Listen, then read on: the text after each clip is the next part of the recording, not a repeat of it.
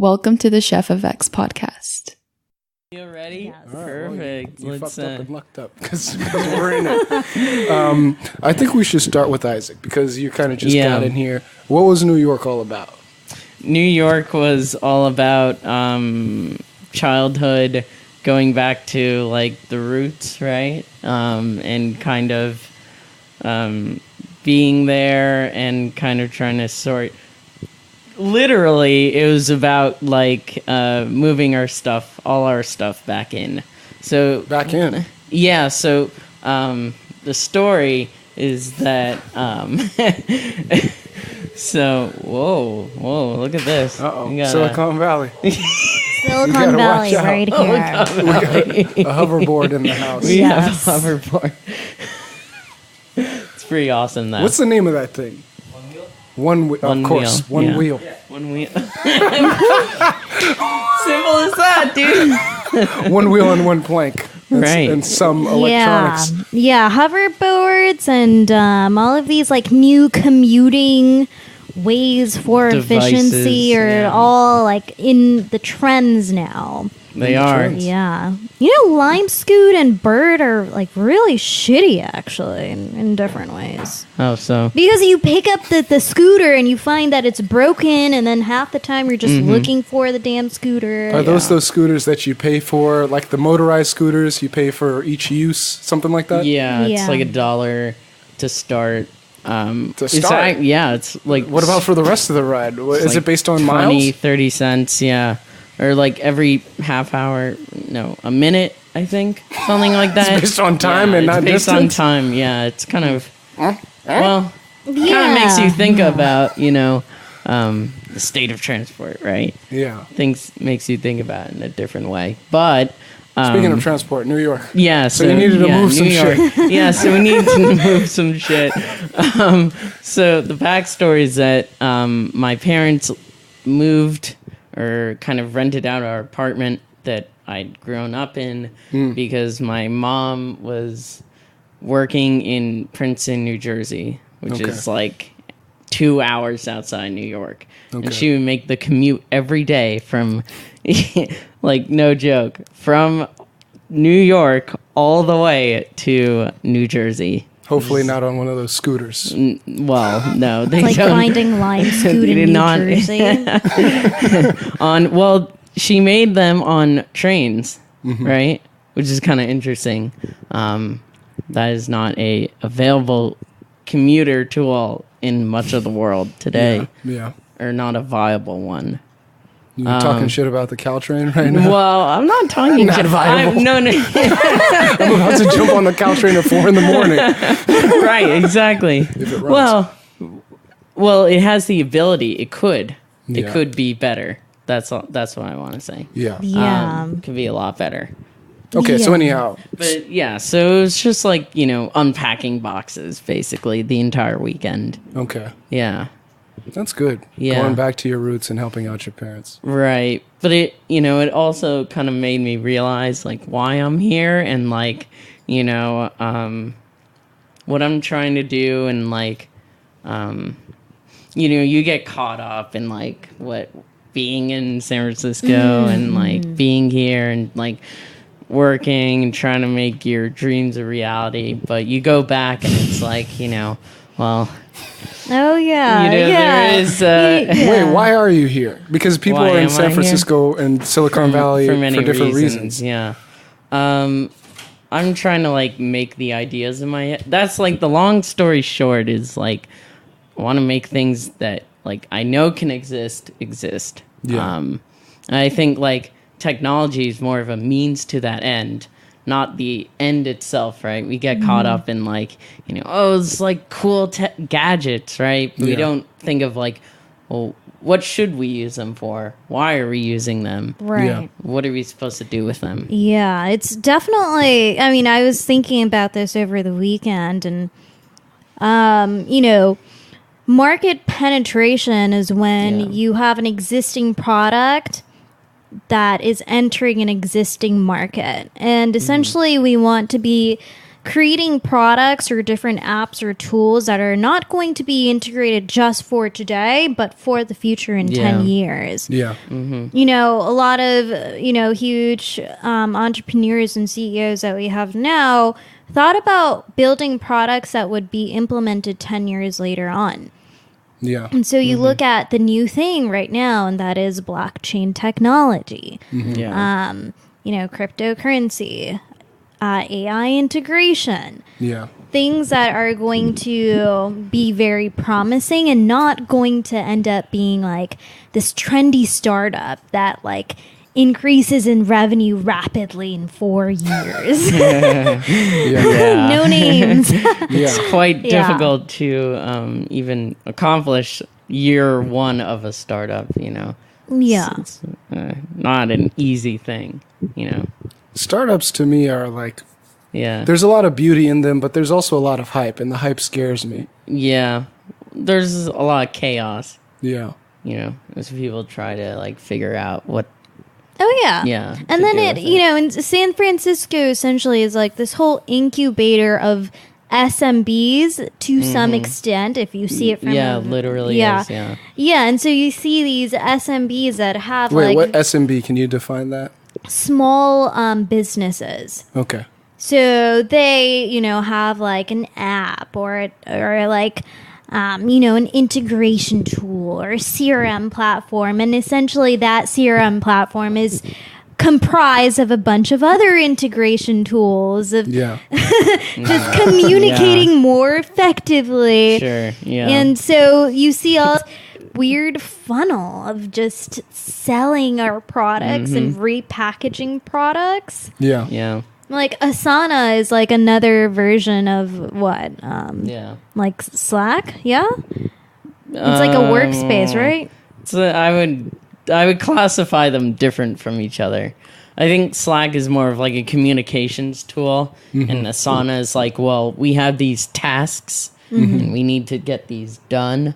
Okay. Yeah, it's Slack is like what you slack, right? It's in the name. Slack. You slack off, Yeah. right? And Asana is like, this is important, and we have to get this done. Yeah. So Yeah. It But sounds then- like everyone's building tools for everyone else to use in a way that they couldn't have predicted. Like it's like Yeah. you're everybody developing a piece of something, but they don't know what the whole is. They Right, can't know the what puzzle, the whole is. yeah. It's like a like, puzzle. Yeah. Hey, it does this function. Okay, but how is Right. that function going to be useful 10 years from now? sure. We don't Right. know. Exactly. yeah. Maybe not useful at Exactly. all, or maybe the center of some business we can't even imagine. Yeah. Right. Exactly.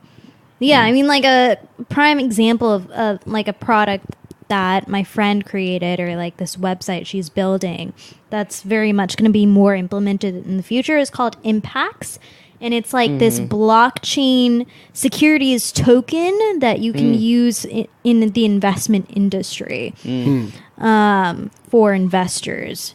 So that's like one. And then there's like Rentberry where you create like smart contracts Yeah. through It's gonna be a Ethereum. huge deal. Yeah. Uh-oh, Yeah. For predictions. rent. For rent. Yeah. So, I mean, those are like breaking markets in technology. And then there's like other verticals like healthcare that are always going to be there, health Yeah. and nutrition. Yeah. Yeah. Do you? I'm asking both of you as like people who are involved in startup culture because Yeah. when I was going to school in Alabama, that's one of the things I really like wanted to get into. And then Yeah. for like the year and a half that I spent in San Jose, I didn't do any of that. Like I didn't Yeah. at all get involved in anything startup related. But it seems like there was a narrative back then Sure. that you could just walk in and get hired at a startup.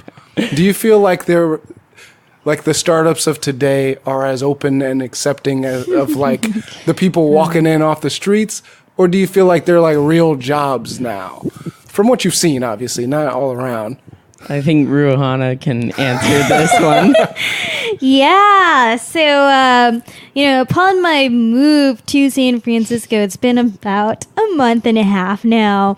I've Wow. been sharing much of my crazy stories with Isaac and the frustration about tapping into the job market for startups. Yeah. Yeah. So, generally speaking, the standard definition of what an internship is for a student who has expressed deep interest in a certain field like IT, business administration, sales, product engineering, product marketing, digital marketing, investing, fund managing, all of the things. And you express interest, know a little bit about it, but that internship is a place for you to grow those skills and cultivate those skills while you're getting some kind of shitty compensation. Yeah. Correct, right? Yeah. Yes. Sounds right. So here, What's the catch? the catch is in San Francisco, there's all these, like tech startups, CEOs and entrepreneurs that have very lean executive teams, have enough funding, but not enough to hire a new person for account management, for example. Okay. So what are they going to do? They're going to get an accounting intern, quote unquote intern, a student that's magically, miraculously, highly experienced in accounting, and have them as an intern that justifies the shitty compensation structure, but also very demanding of those skills. Yeah. And it's not, the interview questions are not, oh, so what are your interests and why do you have this interest? It's more of, what are your interests and then do you have those skills? Yeah. If you don't, fuck off. Yeah. Because Yeah. we are on a tight budget right now and we just want to take advantage of you. Yeah. So therefore you're going to need that. So example would be I applied for a growth and content marketing role internship at HomeShare. And you were already studying marketing. Yes. Yeah. So my skills, I have a skill set in content marketing and I have an interest in SEO implementation and analytics. I don't have skills in them. I have an interest. Yeah. Yeah. They're looking for skills and they will pay me shitty compensation of $3,000 per month. And when I was doing the interview, the guy was like, so do you have these skills?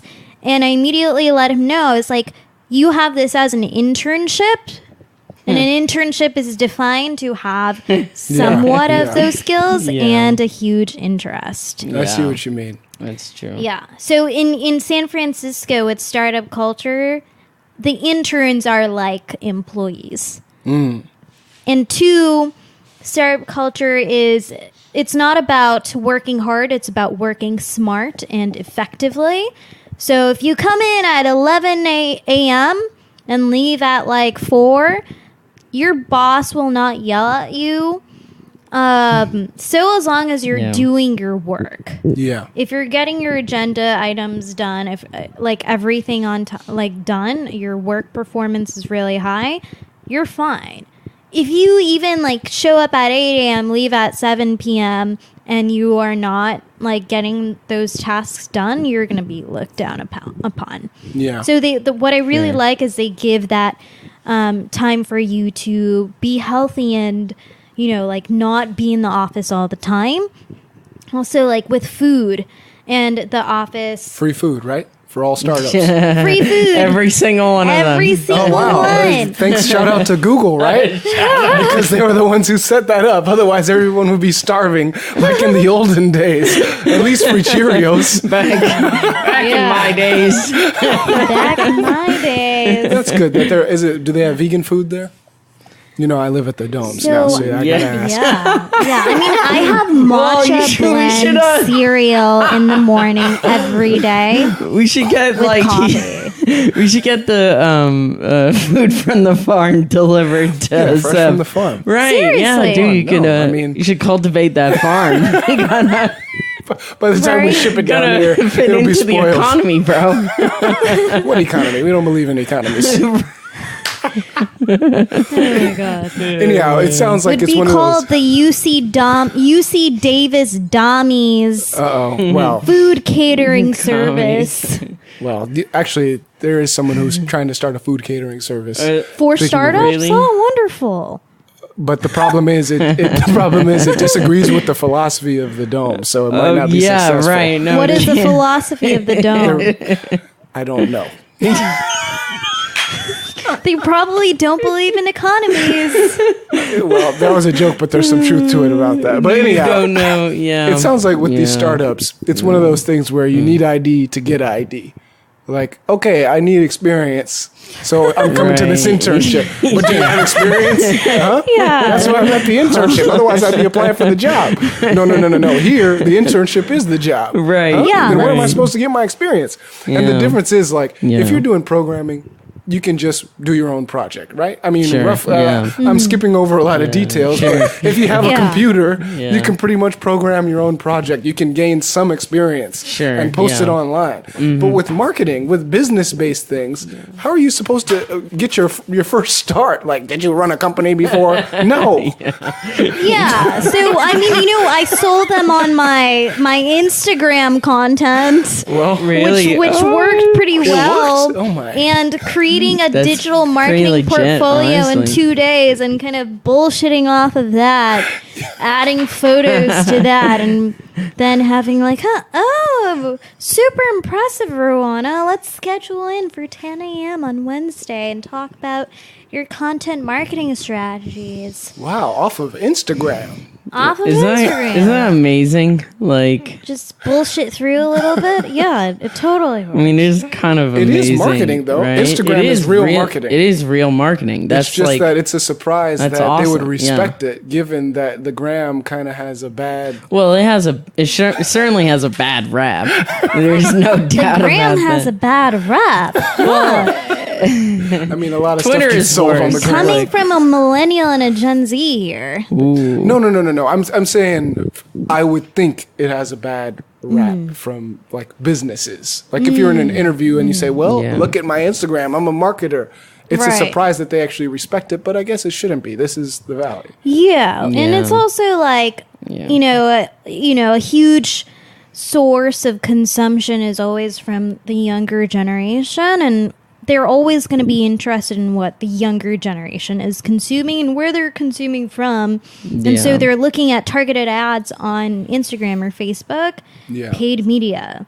Like that's been getting so much traction recently. So they're going to go if it's Instagram, sure. If it's like Tinder, yeah, sure. Not Tinder, but like Snapchat. No, for that's example. marketing. Tinder.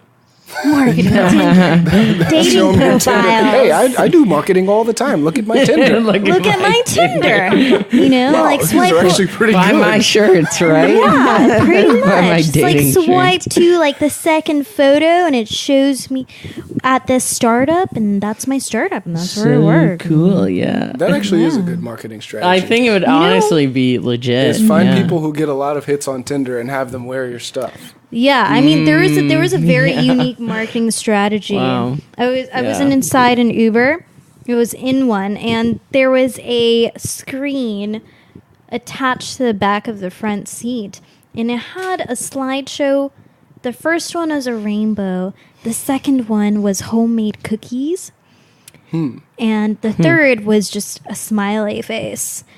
And I was like, Okay. "Hey driver, so like what's this screen about?" And he's like, "Oh, I have cookies that I make. Do you want to have some?" Oh. Wow. Sample gave me a cookie. I had it. It was so good. I was like, "Oh my god, can I buy these? Where do you have these?" And he's like, "Oh, I sell them too. Do you want some?" And I was like, "Sure." And he had like a whole pack in his car. And That is amazing. imagine the number of riders that are in his car seeing this weird ad in the back of his front seat of this giant iPad just hanging from the back. That is a good thing, though. Yeah. Use your Uber as a marketing tool. You're Yeah. literally getting, you're getting paid to like market, you know? Yeah, It's because like, they're in your space. yeah, exactly. So right? you just use that. Hey, buy Here, my cookies. Buy your Your cookies. Buy my riders are drugs, your whatever leads. else he's selling. Yeah. That still doesn't Yeah. explain the happy face and the rainbow. What are those things he's I selling? think it was the mystery because then people wouldn't ask if it's just a picture of cookies, maybe. He just wanted it to be more weird and mysterious. That's cool though. Good for him. Yeah, See, that's an good for him. entrepreneur right there. Right. By the way, so would either of you Creative. consider yourselves entrepreneurs? I mean, What do you think? Isaac is just looking at me because he has the guilty eyes. I see it. I think you can make the Yeah. argument that even if you work in a company, you could make the argument that you're an entrepreneur. Sure, yeah. Well, I think everyone to an extent is an entrepreneur, right? To be self-sufficient, like get things done is, yeah. Yeah. Entrepreneurial spirit, I mean, it can be like manifested or in every single human being in so many different ways. It means to pull from your resources and make something out of nothing. And I'm sure we've all done that, exactly. like going to the kitchen and making or baking a cake is entrepreneurial. Yeah. Domestically. Domestic entrepreneur. Yeah. Or for example, I was reading this like primary source article, and there were like 3 different traits about what an entrepreneur possesses, and some of them actually can be genetically passed down. One of them was a risk taker, heavy risk taker. And so if you see, like, I thought about it, and my parents are immigrants, for example. My dad moved to America, the typical chasing the American dream story, and that is he stayed in the lobby in Indiana University with $2,400 in his pocket, and later found sponsorship by 2 of his professors and tutored 5 kids in compensation for shelter. And built his way up in that way. And there was a lot of risk involved. Yeah. So it's like switching countries and not having any resources to creating those resources, pulling from those resources, and then using all of that potential inside of you to create something and study and learn and absorb. Yeah. Yeah. Huh. Yeah. I know. I'm not sure. I don't know anything about the genetics of risk taking, but I do know culturally it can be something that's like stressed and valued. Because I feel like one of the things that I've experienced in a lot of different like ways in my life, times, whatever, and between interests is dealing with uncertainty. So it's like one of the central things I like about math, but it's also one of the things I like about skateboarding, and I like about, dancing.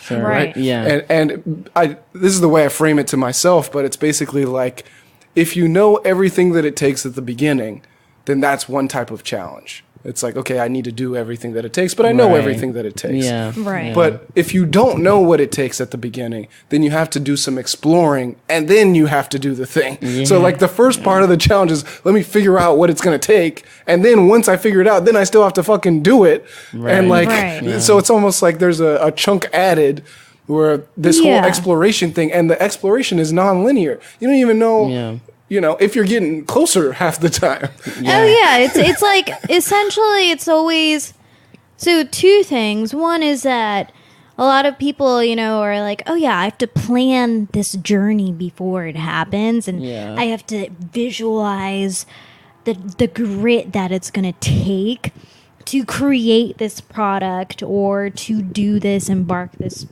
journey, and da-da-da. And then you actually have no idea what it's going to take until you actually do it. So then once you start doing it, you're like, well, fuck no, this is actually harder than it was or easier than it was. Easier sometimes is more annoying, because sometimes I etch out this, if I may, this mind space. The space in my mind. I'm clearing out all this junk. Like, all right, I'm about to climb a hill now. And then I do the thing, and it's like, oh, this was like a mound. And here I am prepared, doing all this prep work, when I should have just went for it with the mind space. The mind space. That I had at the beginning. I didn't need to do anything extra. I didn't need to do all this preparation. You know what I mean? Now I just wasted all that time prepping, and I was already ready. And then the other time, of course, is like you try something and you realize, oh, I got to really like go back to the basics. I don't know what I need to know. I don't have the skills I need, right? Speaking of interviews and whatnot, do you have these skills? Yes or no? For an internship / job.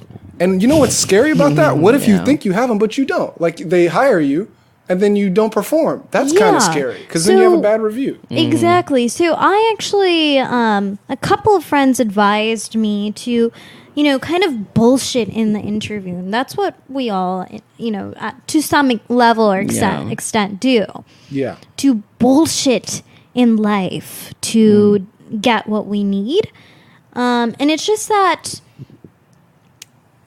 the fear is, I actually, during the time that I was interviewing, I interviewed for a customer success manager role for Webgility. It's like this physical inventory management and, integration with QuickBooks and accounting, and it automated all of those stuff for e-commerce businesses. And the job that I have now is actually like 3 tiers down than the one that I interviewed for. So you can understand the amount of bullshitting I had to do for that customer success managerial role. And they only had like 40 employees. So they're looking for someone that's highly skilled. Yeah. And there's a point where your bullshittery has limits to it. Yeah. I think what I've realized is faking it till you make it can only get you so far. Yeah, you might not make it. That's the risk. Well, yes, you might not make it. You might never make it. Right. And it's like, imagine if I did get that job and now I'm seeing customer success managers at my company right now and the amount of work that they have. Yeah. I would not make it. I'd be fired in the next month. Yeah. So I think it's actually, authenticity and being genuine, being trustful saves a lot of, trusting is very, it saves a lot of time. You let the recruiter know, hey, these are my skills. This is what I have an interest in. I'm really open to learning. Yeah. And growing. And I know that you're looking for someone that has all this shit, but this is what I have right now. And I just want to let you know so that I don't waste your time. Rather than really wanting and bullshitting your way through it. It has worked for a lot of people. One of my friends is, a product manager. He didn't know anything about being a product manager before. He read the book called Cracking the Product Managing Role. Or interview. It sounds like a useful book. He read it and then he applied for the job, used all those tips, and got the job. Wow. I wonder what he said for skills and experience. Nah, don't worry about that. I read a book. Yeah. Which book did you read? This one. Okay, that counts. Well, now we're going to test you on it. We're going to test you. But the real test, that's the thing. The real test is, like we were saying, just being able to do the job when the pressure's on. Right. Yeah, exactly.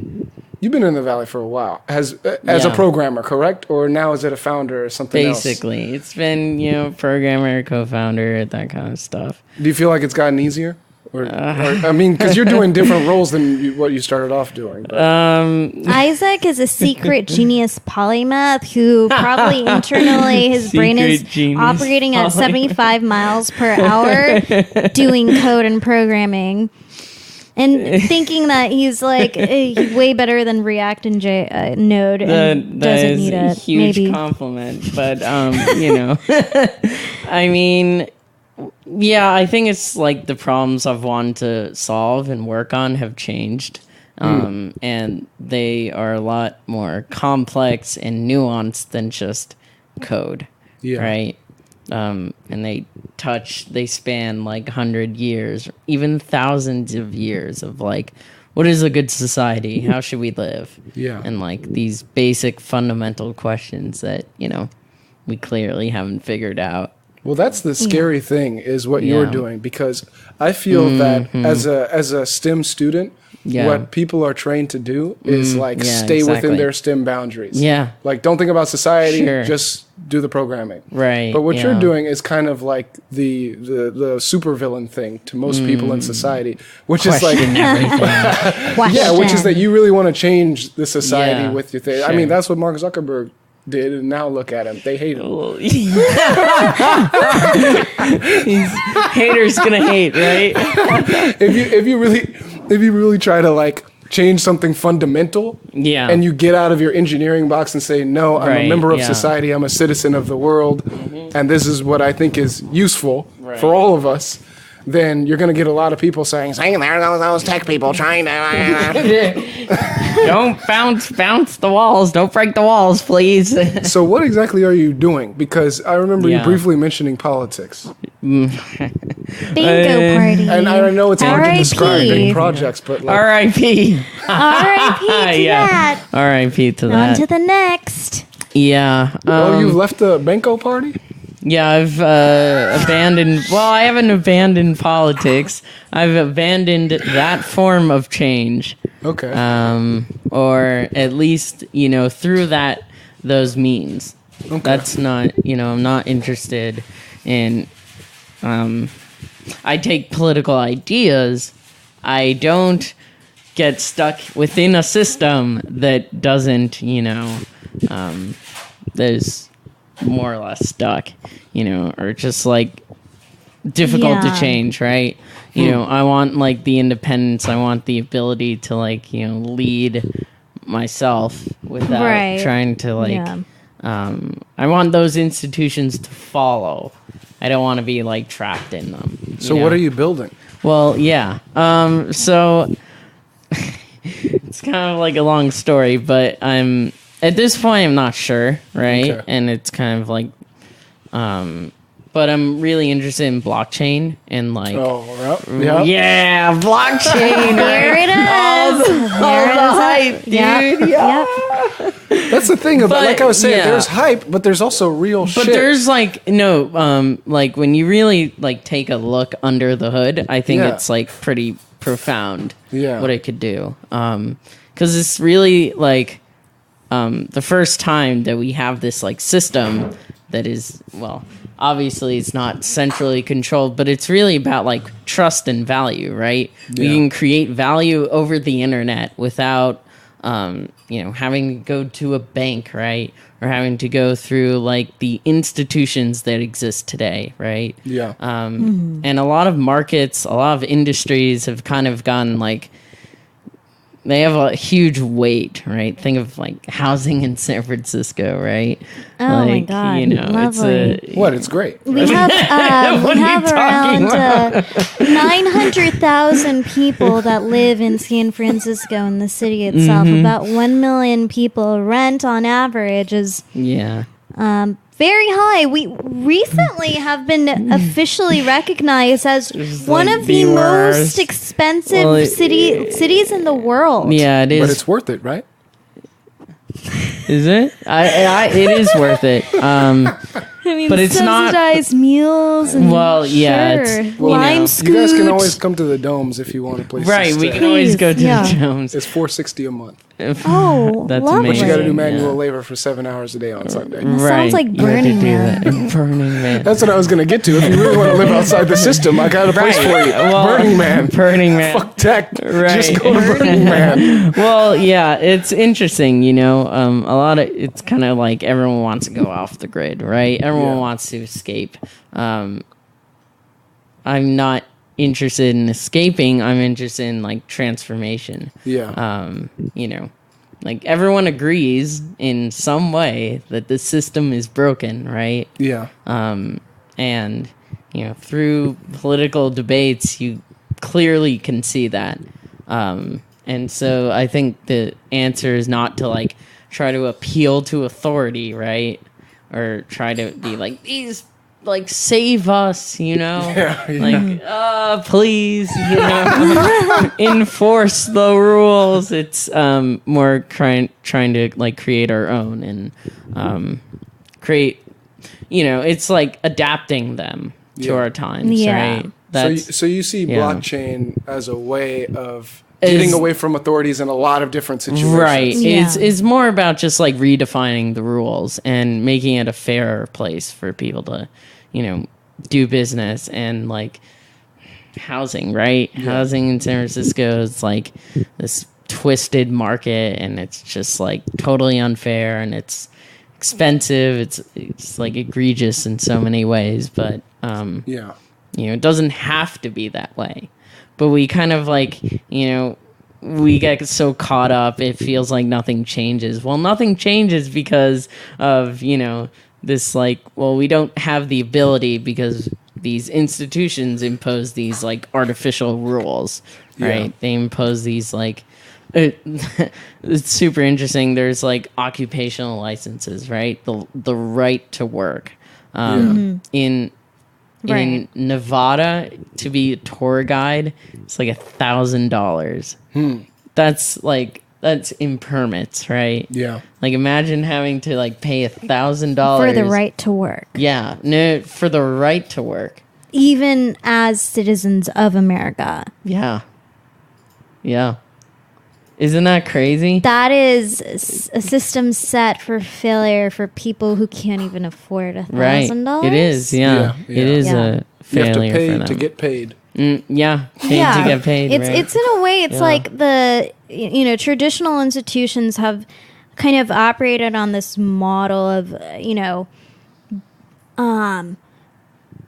setting more ways that Darwinism can happen, like survival of the fittest. And actually narrowing that funnel down. So instead of being like, oh yeah, check, you're physically able, check, you are well fed, check, you live in a really good, healthy district, check, you're educated because you live in a good district. Now you are set for the next level, which is work. And then the ladder goes up from there. Whereas if you don't have all the checks next to those in those boxes of what I just mentioned, you will be set for failure, limited in those ways.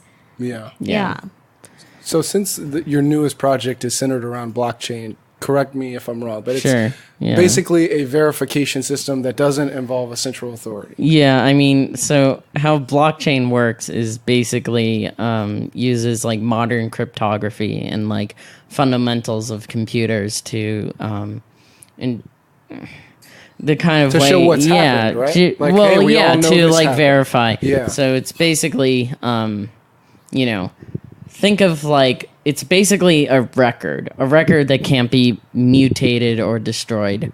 That is like not 100% secure, right? Yeah. But it's like But very nothing safe, can be yeah. 100% Right, secure. yeah, of course. Mathematically, I don't think it's possible. Right, it's not possible, but it's hugely forward. Yeah. And it. But it might take 1 billion years to crack it with the best computers or things like that. Right. Yeah. No. But it relies on a network of computers that kind of solve like mathematical codes, and whoever solves the first one or is able. So they're basically competing, right? Yeah. Solve this code, and then when they solve it, they can put it on the blockchain, basically. And it has all the previous records and that kind of stuff. And then once it's on the blockchain, is it like an application that has a function now, or? Well, that's the thing, right? Because think of it as just like a native data layer of the internet. That it's just like, this is a truth, right? This occurred in time. And like, that really opens up like a whole whole world of possibilities of what it could do.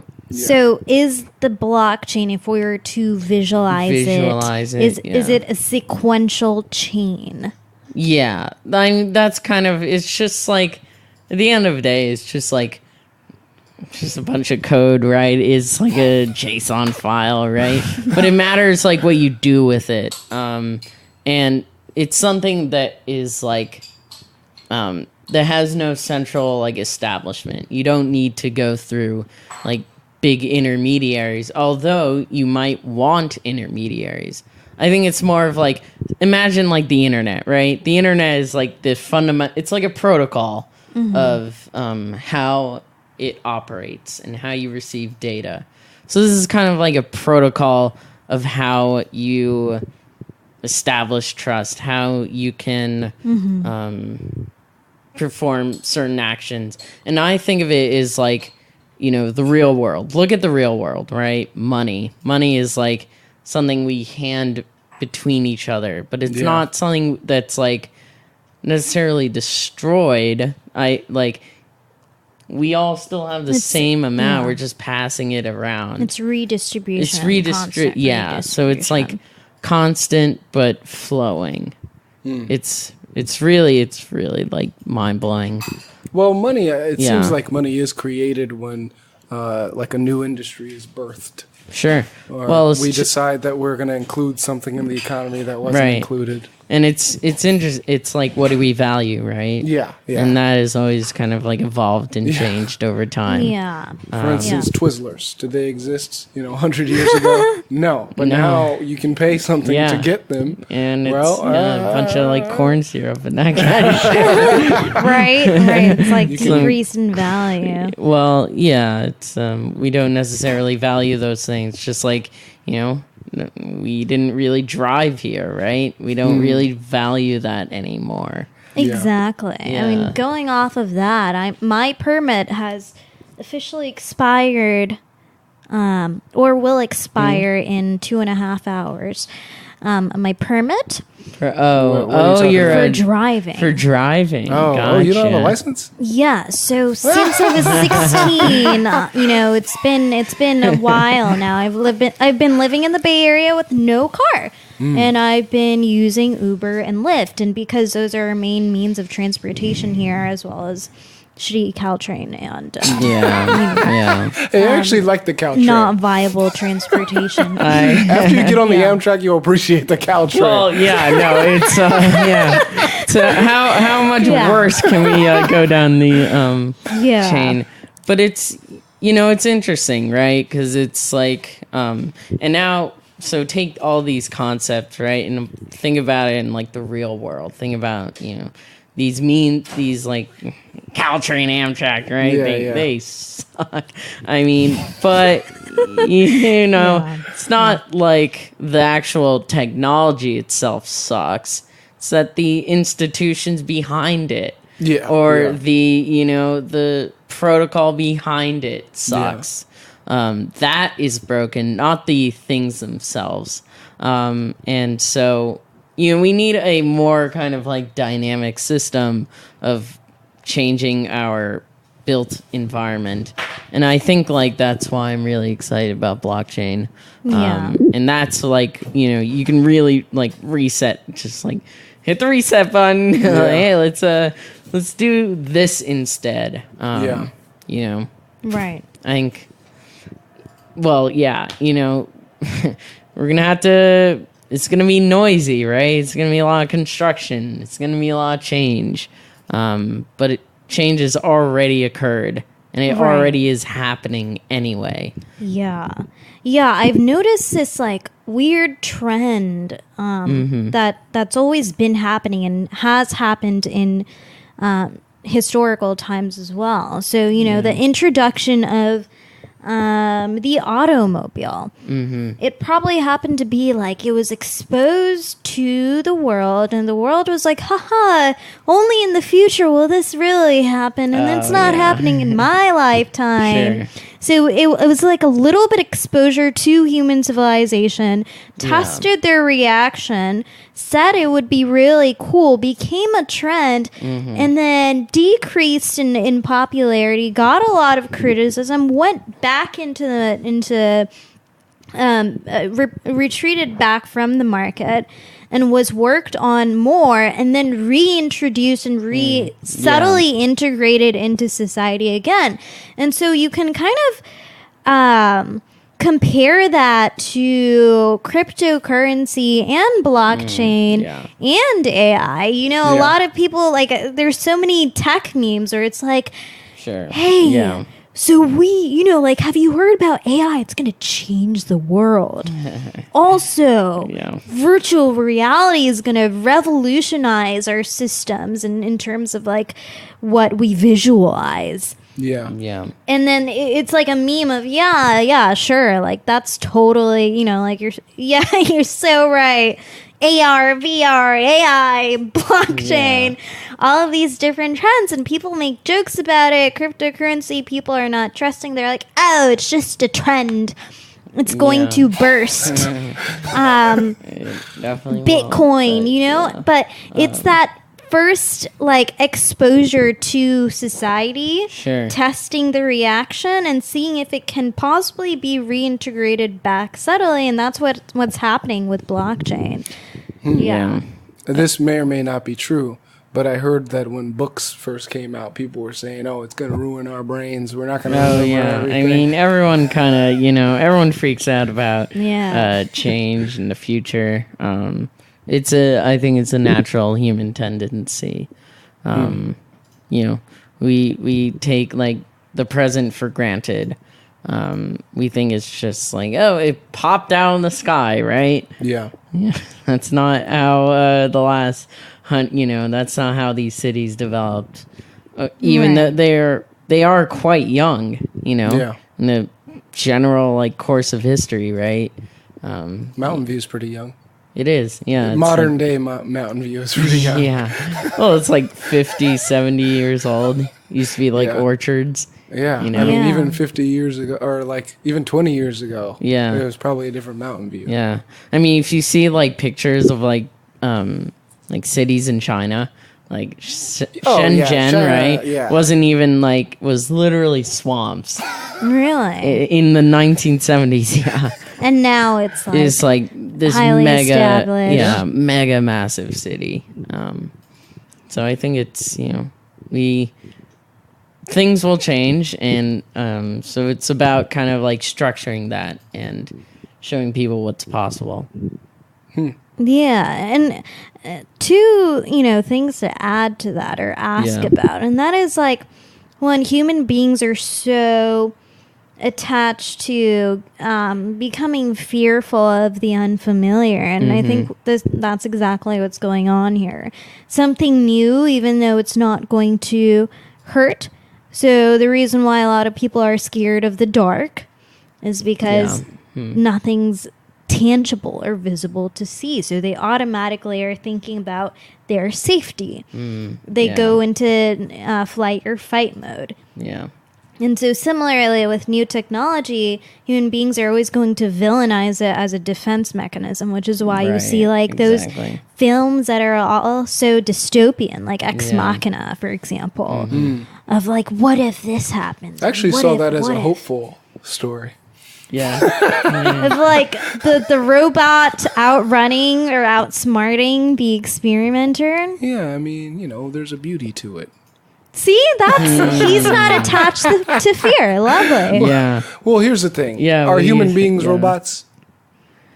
Well, cyborg. I mean, that was my tattoo that I got from Burning Man, and in a way, maybe we're definitely cyborgs. But even without the crazy technology, are we just robots just off of just biological robots? No silicon. We are in a way, yeah. We have like very basic functions, right? Yeah. And they all kind of coordinate in this like way no one really understands, and make this people. Like the only thing keeping us from saying yes is that we don't understand yet. I mean, if you look at it in terms of blockchain, we're like centralized systems in this huge decentralized system called the universe. So, I don't even think we're centralized.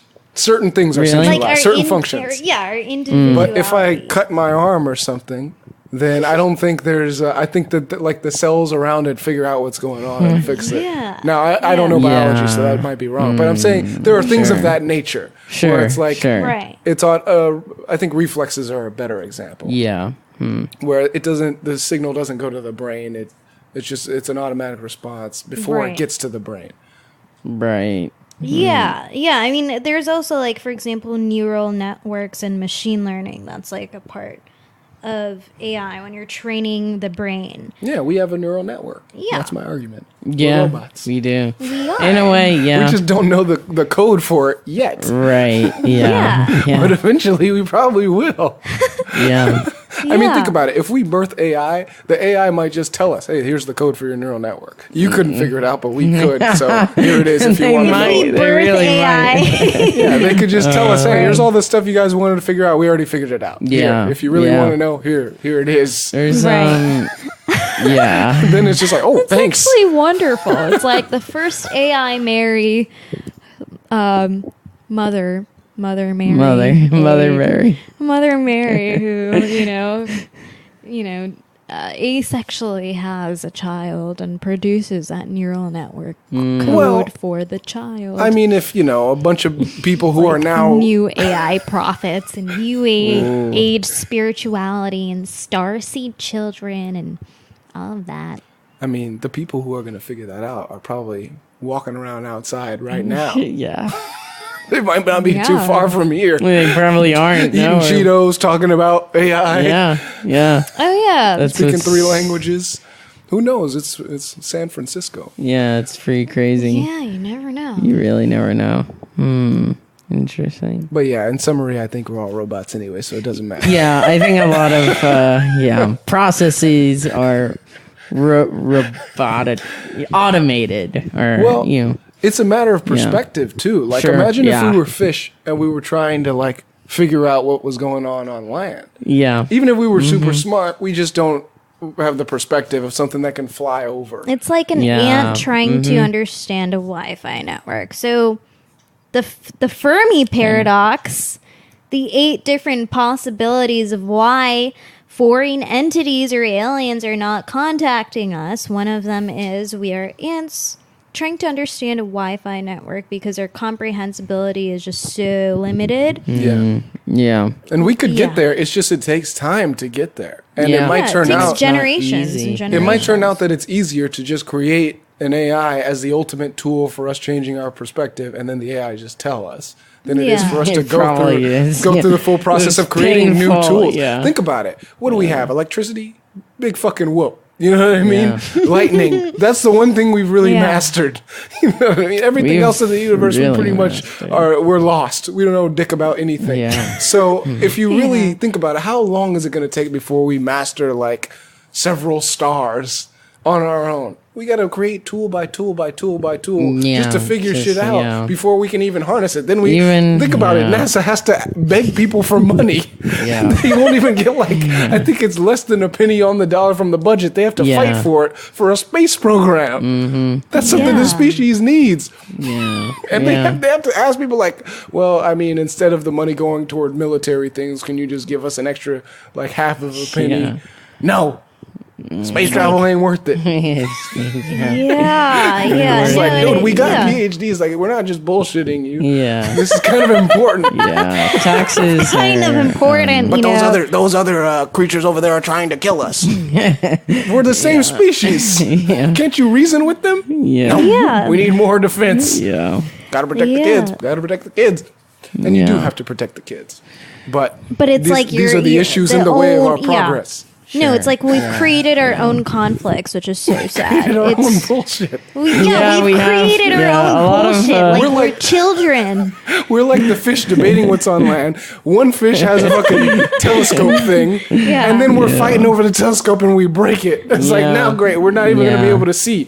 We have to build a new one. Yeah. Or it's just like, We got the tools. yeah, or Right. it's just like one Yeah. anthill has a a secret tool that can explode. Yeah. And then another anthill is like, oh my god, we need to build one too. Arms and then races. now they Arms start races. fighting for that little secret tool that can explode because now they're thinking about everyone's safety. The nuclear bomb. Yeah, secrets. That's another thing blockchain would be able to handle. Secrets. Yeah. All right, no more fucking secrets. All right, who Well, has what? And yeah. let's just shut it down Well, now. yeah. I mean, that's also a really interesting property of it, right? Yeah. It can assign kind of responsibility in a decentralized manner. Or at least natively through the internet. That's the way I think of it. Natively through the internet. Maybe it'd be cool if someone developed a software that forced people to be honest. There's That'd be a nightmare. well, there's There's something like that? kind of, yeah, there's a juror system built on this is actually it's called Claros. It's a like decentralized, basically it uses like game theory and these incentives to like settle disputes. Yeah, I mean, Which is actually like pretty crazy if you think about that. Also, it could be used for polyamory.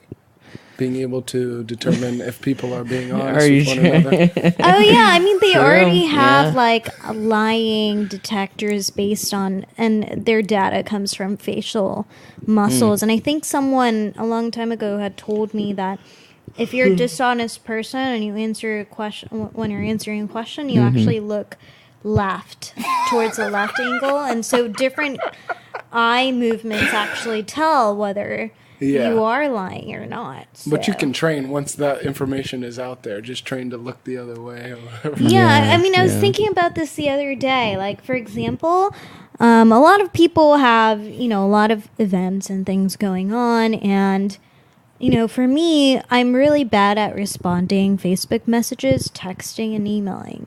It'll take me a week to respond because, A week? and it's not even that. It's actually based off of priority, and then also She's the level. ranking everyone. Yeah, Oh, so the wow. level. That's why it took a week for you to respond to me. Right to you. No, it's like if you think about it, it's like the level of content or the Wait amount time. of It's content. yeah. I'm thinking cost benefit analysis. Oh my god, this is going to hurt my brain if I have to write more content, then I will respond to you later when my brain feels ready. Yeah. Versus We only- smaller yeah. content or like KK, cool. I'll respond to that very quick. And so I was just thinking about it the other day, and I come back from work. I was like, I don't want to be on my phone texting. Can I just text telepathically with approval? So like every Wow. time I just look at my phone, can my easily thought is just sent read my off. mind, so I don't have to text. Dangerous. It is dangerous. Do you have but a it's Twitter account? No, I do not. Okay, never mind. It's not as dangerous. Yeah, I mean, it's interesting, like lowering the barriers in a way is a good thing and a bad Bad thing. Yeah. Yeah. Actually, I heard, you may have heard of this guy, Elon Musk. Oh yeah, Was- well, did you watch that interview with Joe Rogan? Of course. Oh, it was So, one of the things What that if stood we were out, aliens, or I am an alien? That was one of his interviews. Yeah, it was Yeah. really good. Like, great guy. Yeah. Anyhow. Great alien. Great alien. Anyhow, one of the Yeah. things that stood out was framing it as a bandwidth problem. Did you yeah. hear that argument? I think so. Yeah, where basically you're a cyborg, you're communicating with your phone, but you're doing it through your thumbs, and it's slow. And what you suggested is closer to what he proposed, which is that there's a way of you doing it instantaneously. And if you could do that, you could truly merge, or we could truly merge with the internet. Because right now, the thing holding us back is the speed at which we input Yeah. information. We can take in information, but still there's a problem. We can Right. take it in much faster, but putting it in, it's really slow. So if we could have a fast input and output, then there wouldn't be anything stopping us from just fully thought Right, to internet right. existing. Right. So you're on that team of, increase the Cyborgs. bandwidth. Cyborg. Increasing, cyborg. Cyborg. That was my tattoo for Burning Man. I was like, being human is lovely, and also another thing to think about, and people have this fear of, oh yeah, technology, more implementation will be lack of human connection. What is human connection? What is authenticity? That is totally up to the human being to cultivate and us to collectively Yeah. cultivate. And you can do that in a futuristic society where you are, increasing that bandwidth in your head because you still have Yeah. the emotional imprint, Yeah. right? So it's there's so much bullshit of, oh yeah, technological implementation is going to, lose this human authentic connection. Yeah. Do you feel that emotions are information? Interesting question. Absolutely. Yeah. Yeah, I do. Yeah, they are totally. I think, which is kind of, it's kind of hard to like send thoughts through your head and really get like, because it's not, you're not, there's more to it than just sending a thought through space, right? We need a connection to like really understand and look at people. Yeah. Make eye contact, right? Yeah. Yeah. Yeah. So I was actually reading Yeah, somewhere. while I type on my phone. Yeah. Hey, hey, we're cyborgs already. Right, You might as we're well embrace it. Yeah, it's like multitasking and being efficient. So the concept of the intuition, right? They define it to be like the intelligence of the heart. And like you said, like our emotions information. I mean, where is the source of all emotion? That's like coming from your heart and it's definitely it can be translated as this like robotic organ in a way. Like, meaning it operates on certain data points, creates or releases certain hormones and chemicals in your body to create that emotion. Yeah. And your heart, the crazy thing about the heart being like the reference point for emotion and love and hate is that like it's really just the pump. It's not even the signal processing unit. It's not even the control thing. It's the pump, and the pump is kind of one of the more mechanical, like boring things. However, I think heartbreak is like a big reason why the heart is chosen as the organ for love or representing emotion, because I know like heartbreak for me feels like that area of my body is in pain, whereas like love for me, it has nothing to do with my heart. I feel right. I feel like it's more of a brain phenomenon. Like I feel high, but heartbreak doesn't feel high. It's like literally like something is like grabbing behind my chest on the left side, like right where the pumping is happening. There is a physical feeling there. So I could see why like heartbreak would be associated with those things. But the heart, if you just think about what it is, it's not even like sexy. It's just like the thing that's like moving at the same rhythm. Right, Like, I provide the oxygen. Like I'm moving you. I'm like, it's not even like, woo, exciting. Right. It's just the fucking heart. I mean, super vulnerable story I'm going to share with on this platform. So a few days ago, I talked to a coach, a life coach. His name is Lion Goodman. Highly recommend. Shouts out to Lion Goodman. Lion Goodman. Yes. And I was going through some personal problems. And so I called him and I told him all my issues. And essentially the way that he was helping me solve this issue, and it's no longer like bothering me anymore. And that is, I was feeling very heavy in my heart, and it felt there was like this cold sensation around the heart. Some people find this pull. If some people see or witness something that really hurts them, you imagine like a tear is happening in your heart. Like the heartbreak, right? That's essentially what it is. And so with me, I was feeling this like weird feeling and this rumbling in my stomach, and oftentimes that represents like lack of self-love and sadness or like loneliness in a way. And so the heart thing also represents the cold sensation was like this burning desire for like attachment. Right? And so he essentially had me highly focus myself on just the sensation of the heart and like the physical feeling rather than my emotion, because that organ will tell you what to do more than your emotions will. And so he did this training, and and then it slowly, like this cold zingy kind of sensation decreased. And the emotion is now gone. Wow. That's amazing. That is so awesome. Right? A lot of people use like psychotherapy or like going to a psychologist to think about it. But oftentimes if you just like feel different organs in your body, they're like telling you something. Yeah. Yeah. Emotions are information. There Yeah, you go. they These are. different functions Absolutely. in your body. That's robotic. So Yeah. Yeah. That's a crazy mindfulness super cool. exercise. yeah.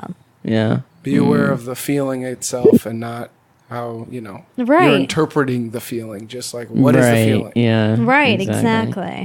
Exactly. And not to create stories around it. Yeah. Yeah. That's very intense. For some reason, it reminds me of skateboarding way back in the day. Yeah. Skateboarding. Huh. That's fun. Yeah, simply because like thinking about the exact feeling of something and the whole idea of like once you're in the like flow state, then what's happening in skateboarding is that the movements themselves, a lot of them become automatic.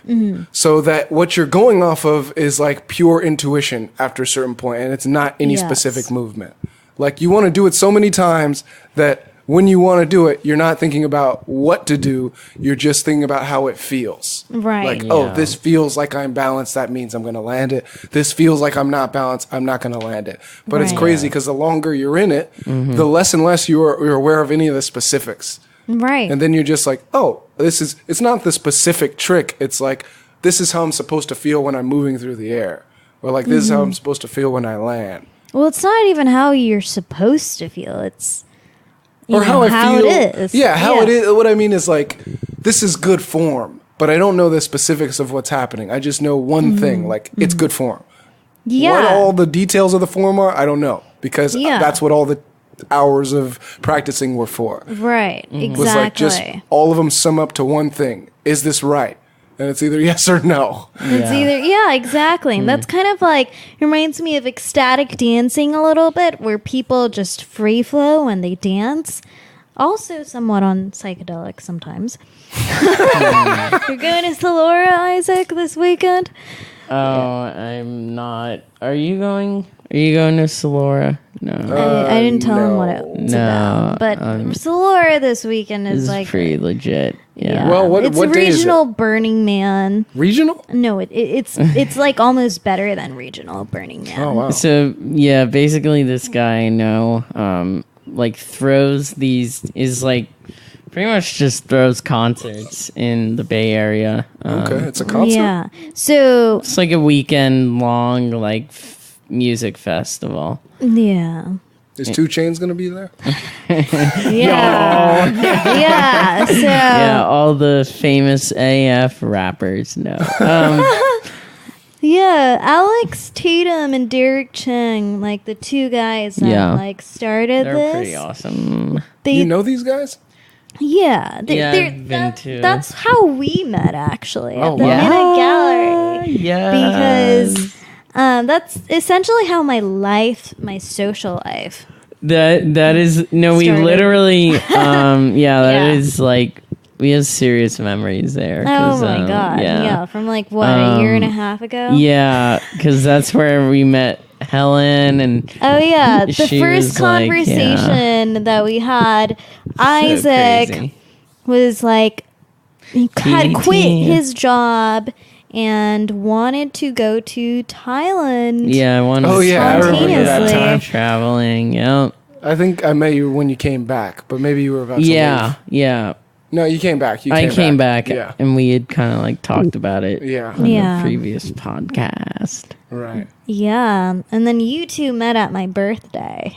Oh, yeah. Yeah, Yeah, yeah. You Good knew times. Cormac too. You met. I you met him there. I didn't know him yeah. before then. Yeah. Yeah, he's So it's just like a network of the people it's that ongoing. Yeah. It's Started at this ongoing. concert / whatever thing, fake Burning Man thing. Well, I mean, it's so last year Yeah. I went, and before it used to be called Silvana, and then like there was this other event label or whatever called Silvana, and they hit them up and they're like, "We're gonna fuck you up if you take our name," legally Oh, speaking. shit. So they're like, yeah, we should. I mean, it's earlier on, so we'll change it for next year. So they changed the name of their festival, and the reason why it's so authentic and real, it's kind of like pre-Burning Man. It kind of that 1986 time because it's so original, and it was a very back when we met at Minnow Gallery, the audience was much smaller. Yeah. So you can authentically connect and communicate with people whereas now it's grown so much. So now it's like we're kind of like the seniors of the like it's like it's definitely Alex and grown a Derek, lot, like, right? Yeah, you know, TBT, Now they but it's they got, totally deserve it because it's it has some definitely unique vibes and people. It has some awesome people that I've met.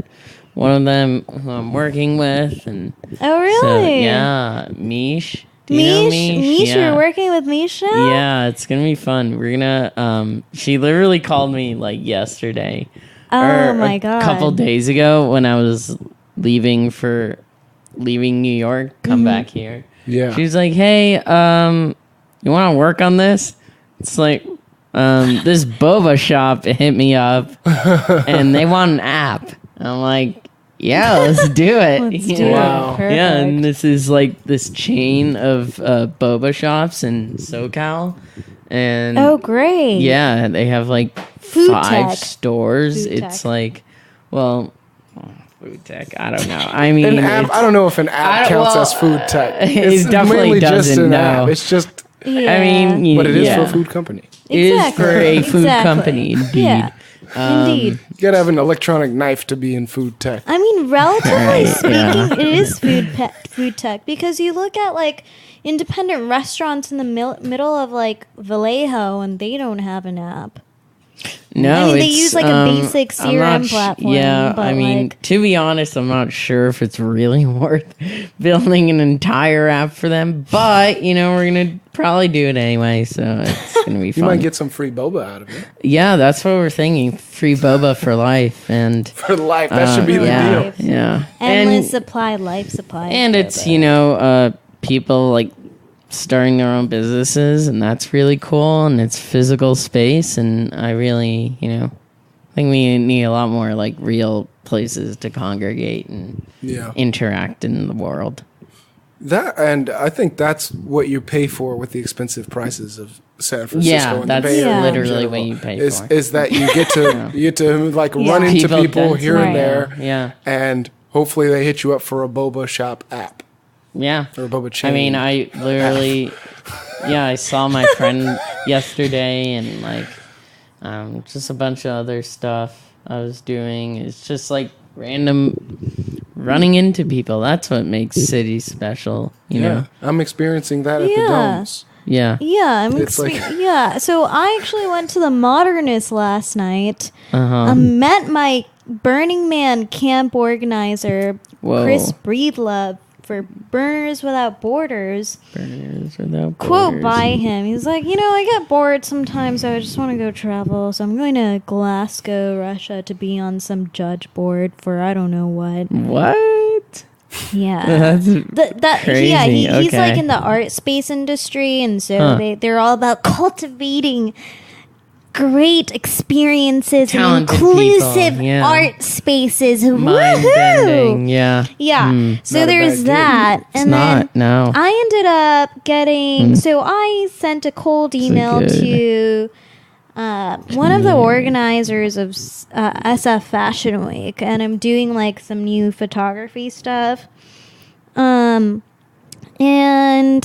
I reached out to her, and then I met her in person yesterday. And she's all about female empowerment, and she's the Saudi Arabian woman who actually ran away from her family to be who she is today in the Wow. entrepreneurial Yeah, realm. that's powerful. Very powerful, and she gathers these incredible, beautiful, diversified women and creates and curates these beautiful SF Fashion Week events.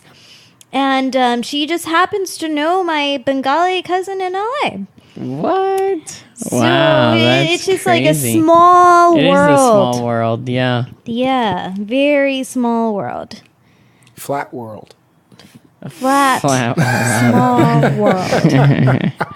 Yeah. No, it's not flat. All right. It's definitely Don't quote not me on flat. that. Don't quote me on that. All right. I think it's time to wrap things up with the most important question in the universe. What The is most that? important All right, both of you question have to answer, in the okay. universe. Are we polyamorous? No, that's not the question. Maybe it's not time to wrap things up. I've been trying to bring that in, but no one's catching, so I'll just save it for I after. see. Okay, the most important question. The most important universe. question Yeah. Are you in both the ready? universe. Spiky or swirly?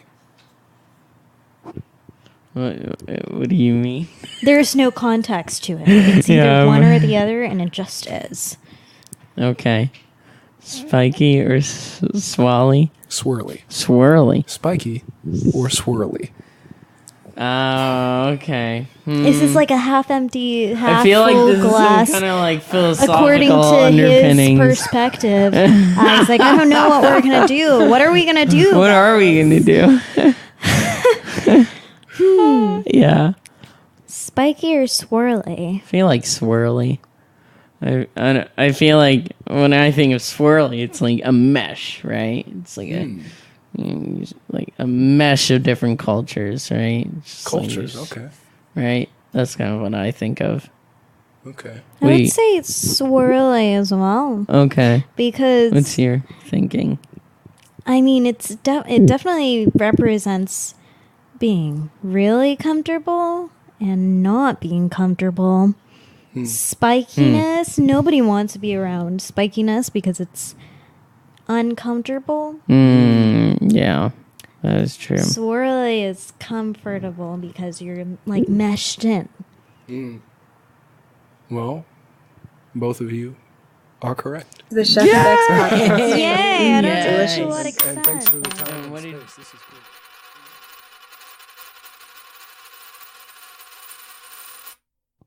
Here's a quick message from our one and only sponsor, True Facts.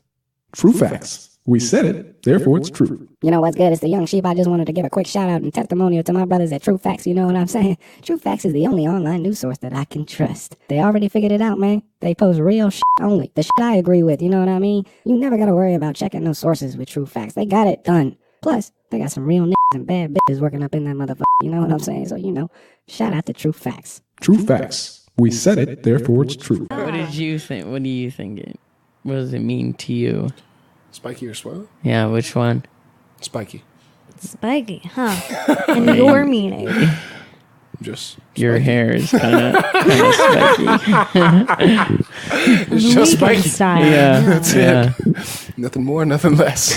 Nothing. But I do think we're robots. That's a separate comment. Yeah. And, Do you we can think discuss Yeah. polyamory actually in a minute. Polyamorous. Speaking, you Yeah. want to take a small break? Do you want water?